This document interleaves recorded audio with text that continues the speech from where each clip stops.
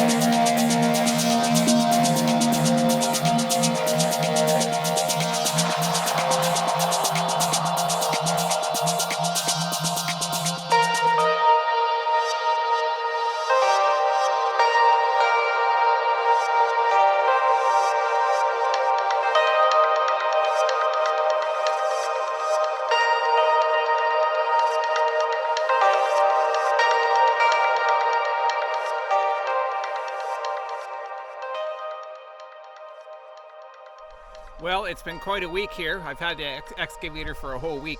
There's been a lot of work done. As you can see here, I did this whole wall back here and cleaned this part out. This was basically forest floor before, and now we decided to put a lawn in. One of the main reasons is because we have dogs and they like to be on the lawn to do their business. We used to have sand here, but that all sticks to their paws and just gets tracked into the house. So that excavator has really helped out with this. I could never do this with the tractor. You just can't pick up rocks like you can with the excavator. Let's go to the next area that I worked on. You recall this area here, there was 3 big stumps in there, and that took a significant amount of time getting those out. This area is going to be used for more raised beds next year. Obviously it doesn't get much sun at this time in the morning. It's about 10 o'clock right now. But once the sun gets around the trees here, it'll get 3 or 4 hours of sun, and that should be good enough for growing some crops. You gotta work with what you got when you live in the forest. We also blazed in that trail through the bush over here with the excavator so we could get back here. So we're really looking forward to getting at that. But like so many other things, there's a lot on the books, so we'll get to it when we can. Here's another area I was working in. There was a big pile of rocks here before, and I took them up to help build the garden up there where we'll go next. You can see here there's a massive rock right in there, and I dug all around it yesterday trying to get it out, and I could not budge it one inch. It just would not move. So I filled it all back in. The reason I wanted it out of there is because beside the shop here, that's where I want to park the tractor, and I got this big rock here, so I'm just going to have to build it up with some gravel and have a little bump getting into that area. You can do a lot with that excavator. Moving that rock is one thing you could not do. There was a rock wall here before, but I took it down and redid it. One of the reasons is that for snow removal, it just wasn't quite working out the way it was, and that's something I learned through experience from being here last winter and blowing snow.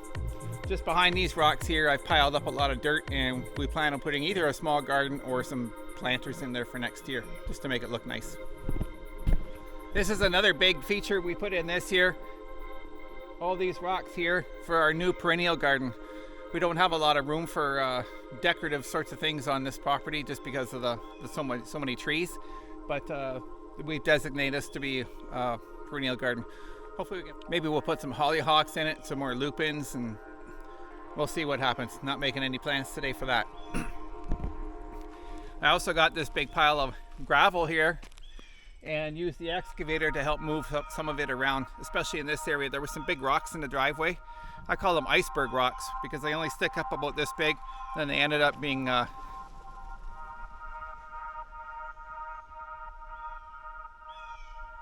big hawk in a tree or something. Yeah, iceberg rocks, they end up sticking up a little bit, but after you get them out of the ground, they're massive. It's frustrating.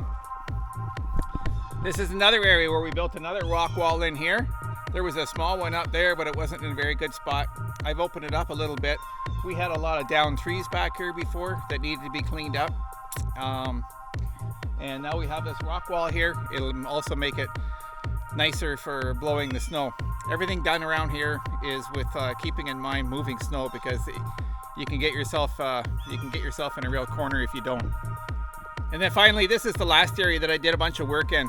This is a huge pile of dirt that the previous owner of this property put there many years ago. I'm not quite sure why. It seems like they dug it out from just beside it.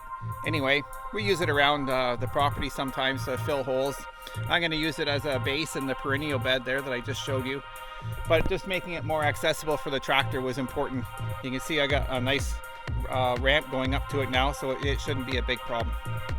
And finally, just a word about this excavator. We rented it for a week. You could either rent it by the day or by the week, and it makes a lot more sense to rent it by the week. And it is a powerful tool. This is a 5-ton excavator. Most of the rental shops, you can rent a 3.5 ton. This I rent from a farmer that uses it on his farm. It takes a little bit to get onto the controls, so if you are going to rent one, you might want to consider that there is a bit of a learning curve. It takes a fair bit of coordination, so you start getting some smooth actions, like when you're picking up rocks and throwing them around and stuff. for weeks before we got the machine, we'd always write down on a piece of paper ideas that come to mind, because when you get the machine, all of a sudden you're getting busy and you don't have time to think about what's next. So to have a list of the jobs that you're going to do is a good idea. Now, some of the jobs I did definitely took a lot longer. The one morning just down in that first area I showed you with the rock wall where we're going to put the lawn, I just went to pick out one rock, and next thing you know, I spent 8 hours there picking out rocks, because we have so many rocks in our soil, and they're big rocks. They're rocks that you know, they're probably minimum 1,000 pounds anyway, so you can't really do much else with them. If you have even the tractor, you just can't get at them with the tractor and pick them up.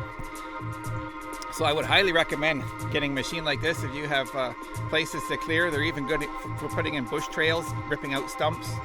Overall, I used about maybe $200 worth of fuel, about 25 gallons. Obviously, fuel is a lot more expensive here in Canada. But all in all, it was under $2,000, well under $2,000 to have this machine for a week, and I got a lot of work done. And I'm thinking about what would I do with it again if I had it for more time, and I've just run out of ideas now. So we'll get it back to the farmer and we'll move ahead. Thanks for watching this week. If you could subscribe, that would be great. And if you could share on your social media, that would be great too. Thank you very much.